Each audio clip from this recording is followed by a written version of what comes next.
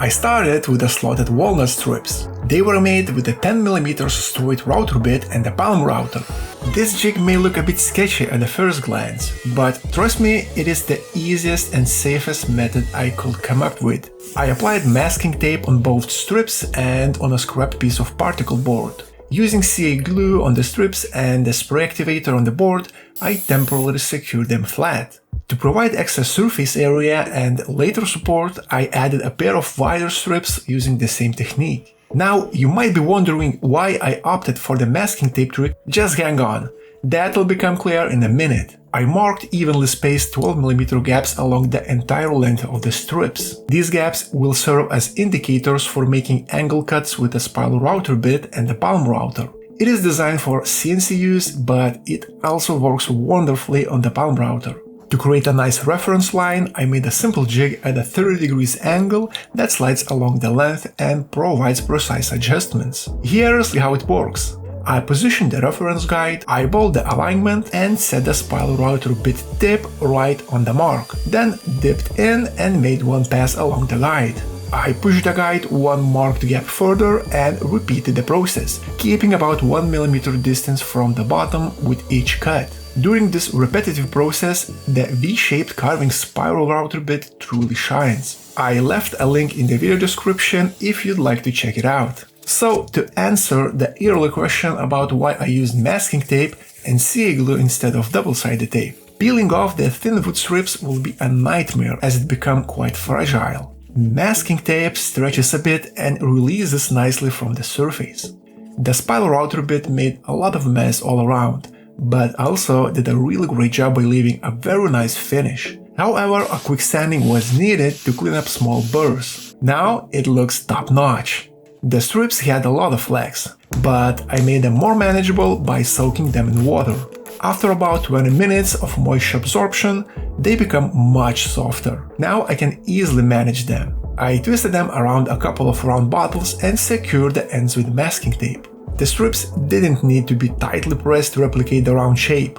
I just had to capture their position while they dried. A few hours later, I peeled off the tape, and as expected, the wooden strips sprang back a bit, but they embraced the new shape well. To twist and secure them in a fully closed shape, I laid a strip on the table and used a CA glue, working in small sections by applying a solid drop of thick CA glue into each cut corner. The glue gradually runs into the cuts for good adhesion. I press firmly to close the gaps for seamless look, and a bit of CA activator speed up the drying process. One segment at a time, the two strips transformed into spirals. Next, I needed to even the surface and clean up the CA glue squeeze-outs. I used various sanding tools to achieve the uniform look. The rough sanding was done with a belt sander, and I had to be very careful here. One wrong move and the belt could eat way too much wood. For more precise shaping, I switched to a rotary tool with 120-degree sandpaper. Then hand sanded with a foam block to clean up all imperfections left by previous tools. These slots will be filled with LED strips, and for this project I'll be using addressable WS20812 LEDs.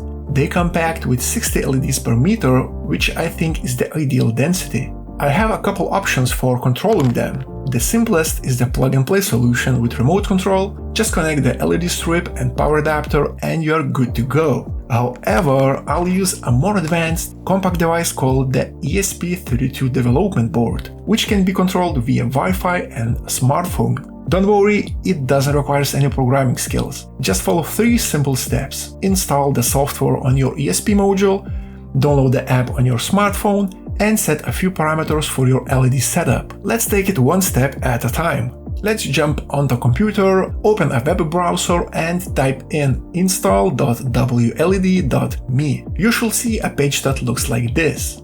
Plug the ESP module into one of your computer's USB ports using USB-C cable.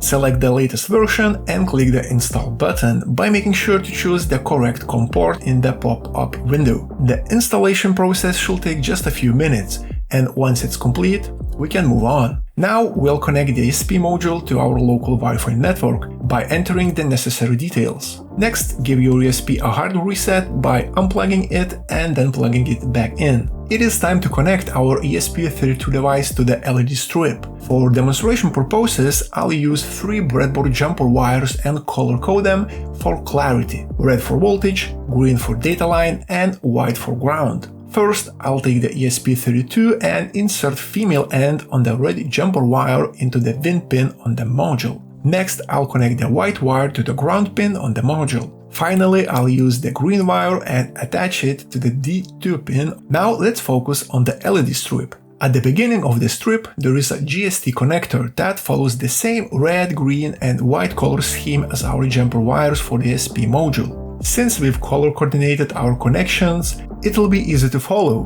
Red goes to red, green to green, and finally white to white. At this point, we're ready to power up the module using USB-C cable and charger. Next, we need to install the WLED app on our smartphone. No matter which smartphone you have, it is available for free on both Google Play Store and iOS App Store. I opened the app on my iPhone and it quickly scanned and found the WLED device connected to my network. From here, just tap on the header to go to the main screen. In the app, go to Configure and then LED Preferences. Since we're powering these lights directly from the USB-C port and these boards aren't designed to handle a lot of current, make sure to set your brightness limit to 1000 mA or below. Further down, select the type of lights. Since I'm using WS2812B, I'll keep it set to WS281X. Now enter the number of LEDs you have. I have 51 cm strip with 31 LEDs, so I'll enter 31 here. Since we use the D2 pin on the module for our data line, I'll enter 2 in the GPIO field and hit save. At this point, all the lights should be on and ready to control. I'll go over some of my favorite animations and effects later, once the lamp is finished. For now, let's move on to the wooden spirals and glue the LED strips in their slots. If these quick WLED and ESP32 setup instructions sound a bit confusing, I leave a link in the video description to a very detailed and self-explanatory video tutorial. To diffuse the LED light, I designed a simple cylindrical shape with a closed top and a rectangular hole at the bottom. I sliced it using bamboo slicer with basic PETG settings and sent the test to my newest tool in the workshop, the Bambu Lab A1 3D printer. It was already loaded with translucent PETG filament, so it kicked off the job after a quick preheat. This printer has changed the game for me, printing at speeds up to 500 mm per second without compromising on quality. Plus, with features like auto bed leveling, active flow compensation, vibration resistance, and nozzle pressure calibration, I can just set it and let it do its thing without worrying about print errors. The easily swappable high-temperature extruder can reach up to 300 degrees Celsius, allowing me to work with various materials like PLA, ABS, PETG, and flexibles, giving me a lot of flexibility in my projects. The print came out great, and here you can see all the options along with their features. I designed several different length, wall thicknesses, and even a few variations with different infill options to see which will work best. A square hole at the bottom of the diffuser allows it to press fit snugly over the individual LEDs. From the arrangement on the LED strip, it is clear that the 3 infill designs on the right didn't perform as well. Even though they have a nice infill pattern, they seem to suppress the light quite a bit. It is hard to capture the rest on camera, but the best looking option for me is this.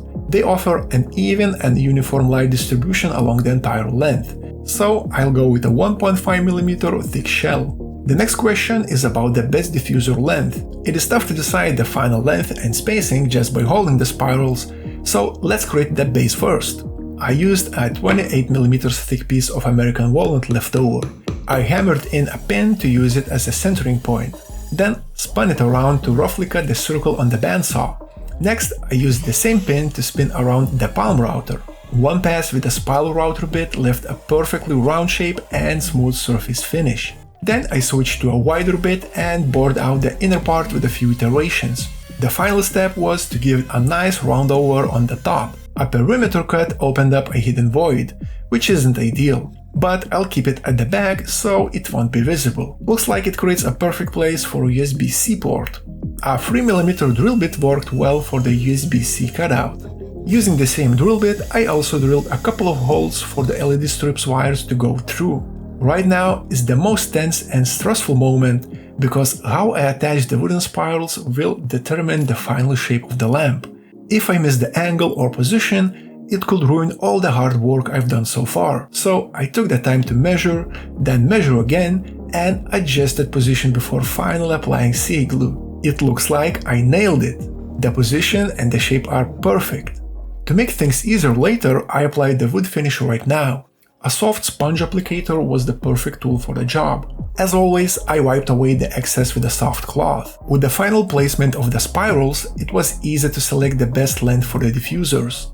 The longest ones didn't fit at all, so my choice came down to a 4 or 3.5mm long diffusers. I opted for the shorter ones because they don't make the spirals look too dense or overloaded. Let's make 30 more of these. Bambu Lab did fantastic job preparing the printer to be almost ready to use straight after the box. It took about 30 minutes to get it running. All you have to do is unbox it, remove the protective materials and secure two parts together with a few bolts. Then just follow the first time setup procedure on the touch display and you are good to go. Because of this, it is super suitable for beginners, but also doesn't waste any time for advanced users. The multicolor unit called EMS Light allows you to print in up to 4 colors at a time. My favorite feature is that it can finish a print even if the filament runs out by automatically switching to the next spool on the EMS unit.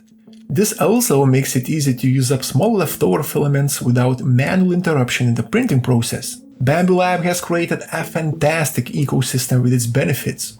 In addition to printers, they have a Maker World site where you can discover a lot of models. The best part is that they are ready to print and can be sent directly from the web to your printer over your Wi-Fi network. No wires or SD cards needed. You can even do this straight from your phone using the Bambu Handy app. How cool is that? In case you need to adjust the print settings, Bambu Slicer is super intuitive to use with tons of features. I have to admit that the default printing presets works very well. Bambu Lab makes its own filaments and with added RFID trackers, the printer already knows which filament is loaded and suggests the proper printing presets. Plus, those spools are reusable too.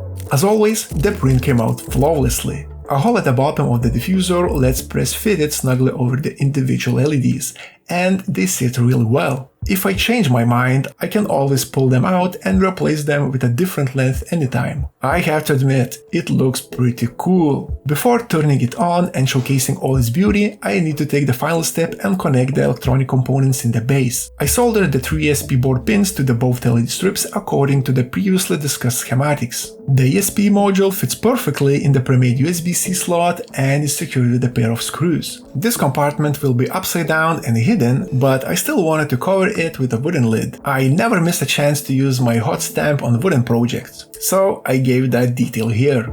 After applying a few drops of CA glue, the bottom was sealed. After a quick test, I noticed that all the exposed LEDs were leaking a lot of harsh light. I wanted to focus the light and attention on the round diffusers, so I printed some small LED caps to cover each exposed LED. This should make them look more discreet and less harsh. And now it's just perfect. This lamp looks great during the day, but its true beauty and potential really comes to life when it gets dark. The ease of control through the smartphone application allows me to adjust modes, colors, or intensity based on my mood. It is effortless. When I started this project, I wasn't sure about several things. Would I be able to achieve the desired form without breaking the wood?